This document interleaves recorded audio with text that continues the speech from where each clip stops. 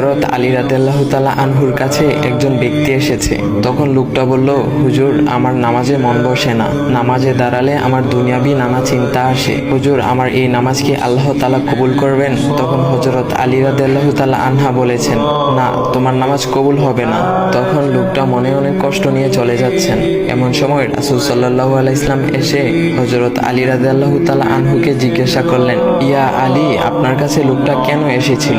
এসে দেখি মন খারাপ করে চলে গেল। কেন, কি হয়েছে আমাকে বলুন। তখন আলী রাদিয়াল্লাহু তাআলা আনহু বলেন, তিনি আমার কাছে জানতে এসেছেন যে নামাজে দুনিয়াবি চিন্তা আসলে নামাজ হবে কিনা।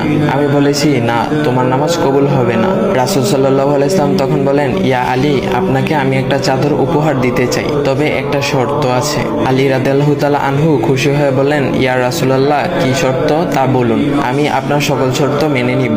বুঝতেই তো পারছেন রাসূল সাল্লাল্লাহু আলাইহি ওয়াসাল্লামের চাদর বলে কথা। তখন রাসূল সাল্লাল্লাহু আলাইহি ওয়াসাল্লাম বললেন, ইয়া আলী, আপনি যদি এই মুহূর্তে 2 রাকাত নামাজ একনিষ্ঠভাবে পড়তে পারেন দুনিয়াবি সকল চিন্তা দূর করে, তাহলে আমি আপনাকে সেই চাদরটি উপহার দেব। আলী রাদিয়াল্লাহু তাআলা আনহু বলেন, এটা তো সাধারণ ব্যাপার। আলী রাদিয়াল্লাহু তাআলা আনহু তখন নামাজে দাঁড়িয়ে গেলেন আর তিনি নামাজ পড়তে শুরু করলেন। এমন সময় তার মনের মধ্যে শুধু ভাবনা চিন্তা আসতে শুরু করলো, আচ্ছা, আমাকে যে রাসূল সাল্লাল্লাহু আলাইহি ওয়াসাল্লাম যে চাদরটা দিবেন সেটা কি ফাতিমার চাদর নাকি রাসূল সাল্লাল্লাহু আলাইহি ওয়াসাল্লামের? আচ্ছা, চাদরখানা দেখতে কেমন হবে? এই বিভিন্ন বিষয় নিয়ে ভাবতে লাগলেন। তিনি ভুলে গেছেন যে দুনিয়াবি চিন্তা নামাজে আনতে রাসূল সাল্লাল্লাহু আলাইহি ওয়াসাল্লাম নিষেধ করেছেন। এর মধ্যে আলী রাদিয়াল্লাহু তাআলা আনহুর নামাজ পড়া শেষ। আলী রাদিয়াল্লাহু তাআলা নামাজ শেষ করে রাসূল সাল্লাল্লাহু আলাইহি ওয়াসাল্লামকে বলতেছেন, ইয়া রাসূলুল্লাহ, আমি আপনার শর্ত মেনেছি, এখন আমাকে চাদরখানা উপহার দেন। রাসূল সাল্লাল্লাহু আলাইহি ওয়াসাল্লাম বলেন, ইয়া আলী, আপনি কি একনিষ্ঠভাবে দুনিয়াবি চিন্তামুক্ত ছাড়া 2 রাকাত নামাজ পড়েছেন? তখন আলী রাদিয়াল্লাহু তাআলা আনহা মুচকি হেসে বললেন, না ইয়া রাসূলুল্লাহ, আমি আপনার চাদর নিয়ে অনেক কিছুই ভেবেছি। তখন রাসূল সাল্লাল্লাহু আলাইহি ওয়াসাল্লাম বলেন, ইয়া আলী, নামাজ তোমারও হয়েছে, আর তুমি যাকে নামাজ হবে না বলে ফতোয়া দিয়েছো তার নামাজও আল্লাহ তাআলা কবুল করে নিয়েছেন। শোনো আলী, দুনিয়াবি চিন্তা দ্বারা নামাজ বাতিল হয় না, নামাজ মহান আল্লাহ তাআলা কবুল করে নেন।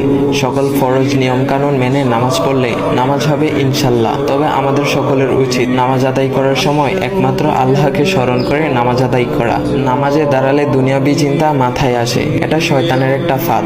আল্লাহ তাআলা আমাদের সকলকে শয়তানের কুমন্ত্রণা থেকে হেফাজত রাখুক এবং সঠিকভাবে মনোযোগের সাথে নামাজ আদায় করার মতো তৌফিক দান করুক। সবাই বলি আমিন। চাইলে ভিডিওটা আপনি অন্যদের কাছে শেয়ার করতে পারেন, এতে অন্যদের ভুল ভ্রান্তিগুলো দূর হবে। তো গাইস, এমন ইসলামিক ভিডিও পাওয়ার জন্য ভাইয়ের আইডিটা ফলো করে দেওয়া যাও।